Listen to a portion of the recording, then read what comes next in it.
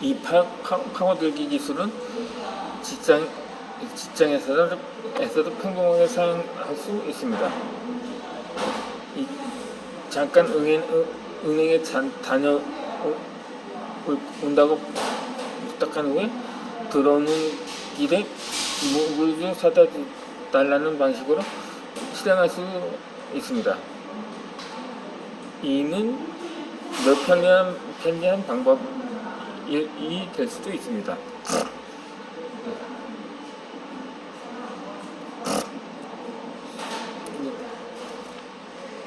한 가지 부탁으로 끝난 일이라도 일부러 두 단계로 나눈 다음에 이 파고들기 기술은 직장에서도 평범하게 할 수가 있습니다.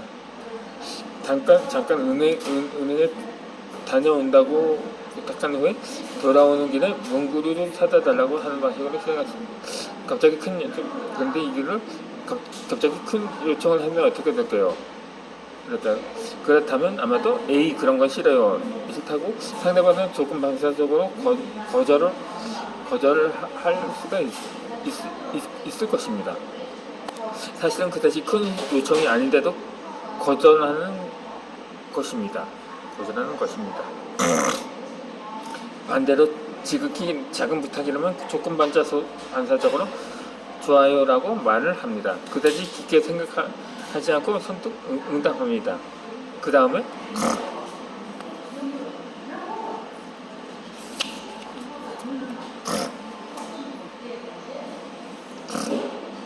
조금 더 큰 요청을 해도 괜찮겠다면 잘 생각하지 않고 받아들입니다. 이것을 부탁할 때는 두 단계로 준비하는 작전을 취해보도록 합시다. 한 가지 부탁으로 끝날 일이라도 일부러 두 가지로 나눈 다음 작은 부탁부터 시작하는 것이 중요합니다. 이를테면 작은 부탁이라도 일단 받아들이면 있다는 부탁도 들어줍니다.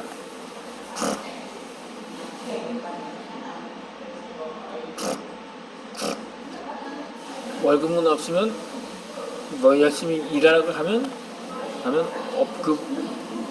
그럼 어떻게 반응을 할까요?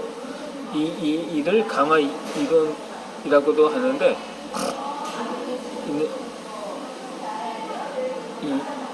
10등 안에 들면 5만원, 5등 안에 들면 10만원 준다고 한다든가, 이 다음 시합에서 홈런을 치면 새 글러브를 사주겠다고 말하는 것입니다. 아무리 어려운 일이라 해도 그 일을 성취해서 상을 얻을 수 있으면 우리는 고생을 마다하지 않습니다.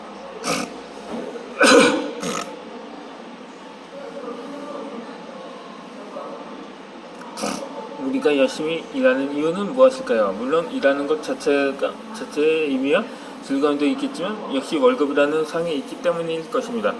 월급은 없으면 죽을 만큼 열심히 일해달라고 부탁하면 기꺼이 응할 사람은 없습니다. 상이 없으면 일할 의욕도 생기지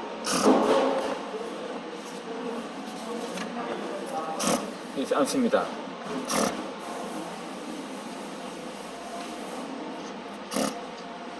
이는 아이도 마찬가지입니다.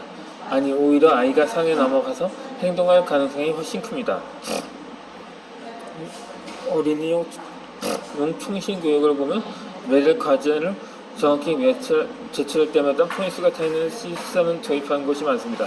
또 포인트가 쌓이면 게임이나 장난감을 얻을 수 있습니다. 상이 효과적이라는 점을 확실히 알고 있는 것입니다.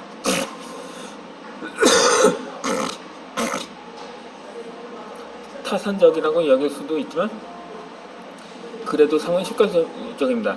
따라서 아이에게 뭔가를 시킬 때는 먼저 상을 준비해 놓아야 합니다.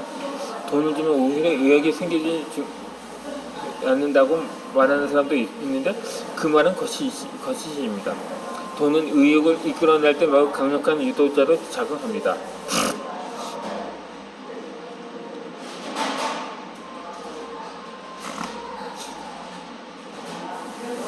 이스라엘에서는 매년 기부를 위한 날이 있다고 하는데 이날에는 모든 사람들이 암 환자나 장애인을 위해서 기부금을 모읍니다. 이스라엘의 심리학자 유리 그니즈는 근데 왜 이렇게 이름이 그지 같을까요? 아무튼 고등학생을 고등이는 그니즈는 고등학생을 그룹으로 놔둔 후에 가능한 많은 집을 방문하게 해서 모금 활동을 시켰습니다. 각 그룹에 미리 제시한 조건은 다음과 같습니다. 이 첫 번째 조건은 여러분이 모아온 기부금의 1%를 사례금으로 드리겠습니다. 아무 말하고 가는 것이고, 두 번째 조건으로는 여러분이 모아온 기부금의 10%를 사례금으로 드리겠다고 말하는 것입니다. 그럼 실제로 고등학생들이 얼마나 열심히 돈을 모았을까요? 이 첫 번째 조건에서는 최종적으로 153달러가 모였었는데, 두 번째 조건에서는 이게 19.3달러가 모였습니다. 그러니까 1%보다 10%의 사례금이 당연히 상한으로 많은 금액입니다. 이 데이터는 돈을 많이 모으면 그만큼 받을 수 있는 돈도 많아질 것이라고 생각한 고등학생들이 열심히 모금 활동을 했다는 사실을 보여줍니다. 이처럼 상을 주는 행위는 아이들에게 나쁜 영향을 주지 않았는지 걱정하는 부모도 있을 것입니다. 그러나 상의 어떤 점이 나쁜가요?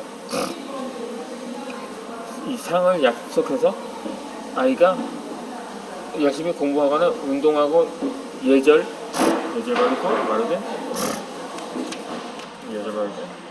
바르게 행동하는 것이 무슨 문제가 있는가요?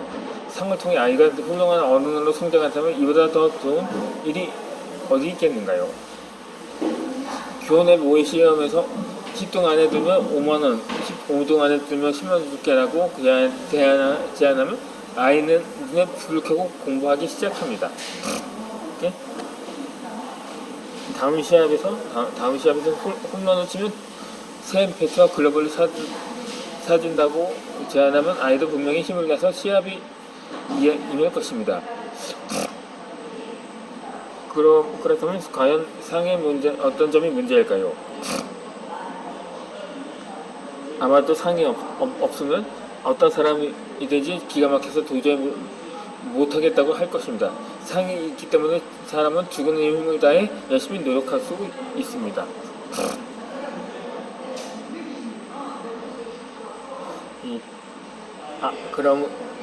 그러므로 자동차의 힘이 휘발유라면 사람의 힘은 보상이라는 말이 있습니다.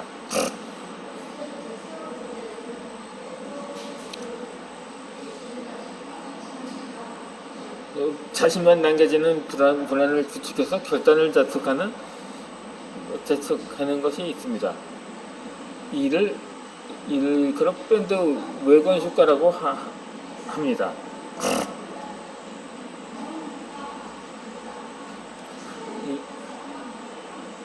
그러니까 누구도 어느 학원이 좋은지 알아보기 시작했다라든가 절반이 넘는 사람들이 결정했다고 말하거나 당신도 스스로 결정해야 되지 않나요? 라고 말하는 경우입니다.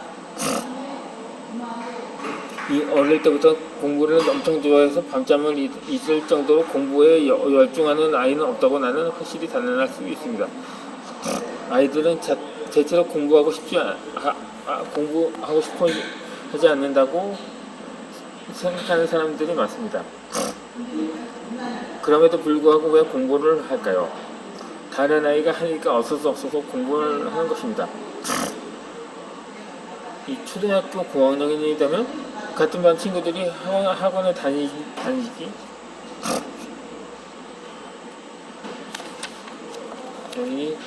시작합니다. 그 모습을 보면 슬슬 나도 다녀야겠다는 마음이 듭니다. 어디까지나 모두가 하니까 나도 한다는 심리입니다.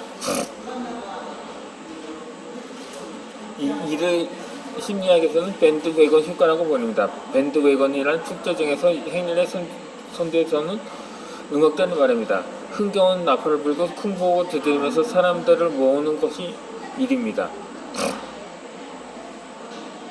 이 밴드웨건 효과는 여기서 생긴 말인데, 군중이 모이면 모두 모였다면 나도 가야겠다는 마음이 들게 하는 효과를 뜻합니다. 또 하나의 예로 백화점 세일 기간에 다른 고객들이 상품을 바구니에 계속 넣는 모습을 보면 자신도 뒷따라서 상품을 구입하는 경우가 있습니다. 이것도 밴드웨건 효과의 하나입니다. 그리고 거리에서 사람들이 무리를 이루고 있으면 자신도 모르게 그쪽으로 다가갈 때도 있고, 무슨 줄인지도 모르면서 맨 끝에 줄을 설 때도 있습니다. 이 또한 밴드웨건 효과입니다. 사우스 캐롤라이나 대학교의 피터 레인게는 단순히 모금에 참여해달라고 부탁했을 때 25%만 응원했는데 8명의 가짜 이름과 성별을 적힌 목록을 보여주면 이미 이분들이 모금에 참여해 주셨는데 당신도 기부하겠냐고 부탁했을 때는 43%가 응했다는 결과를 보고했습니다.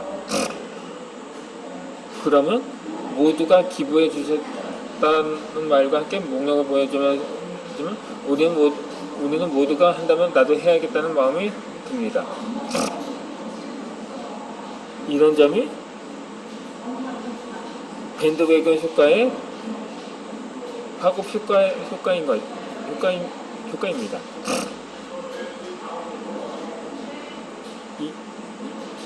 이렇듯 아이에게도 뭔가를 시키고 싶을 때 같은 반 친구나 학원 친구, 요컨대 친한 사람의 이름을 걸어보면서 모두가 하고 있다고 어필하면 좋습니다. 아이가 소풍이나 수학여행을 가고 싶지 않다고 말해도 모든 학생들이 가는 거라고 말하면 혼자서만 참을 수는 없습니다.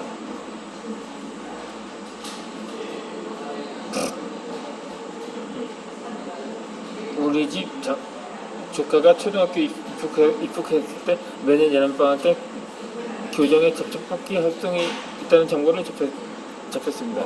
사실은 가고 싶지 않았지만 재수씨가 보통 다른 집도 부모와 아이가 함께 참여한다고 해도 마지못해 나갔던 기억이 있습니다. 그것도 6년 동안이나 계속했습니다. 밴드웨건 효과를 보기 좋게 이용당했다고 할 수 있습니다. 실제로 접촉기에 참가해서 통계보면 참가하지 않는 가정도 꽤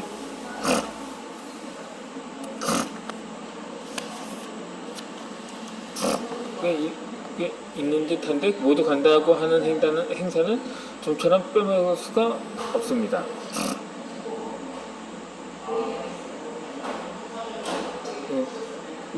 혼자 남겨져 있다는 고란이 행동을 재촉하는 것입니다.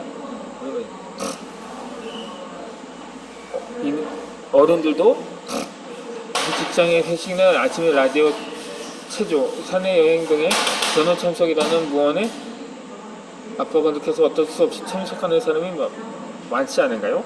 이것도 밴드웨건 효과 때문입니다. 이 어른이나 아이들이나 마찬가지로 다른 사람이 하는 일을 자지만 안 하겠다고 할 수는 없습니다. 이럴 때 밴드웨건 효과의 영향을 받으면 우리는 그 영향에서 쉽게 벗어나지 못합니다.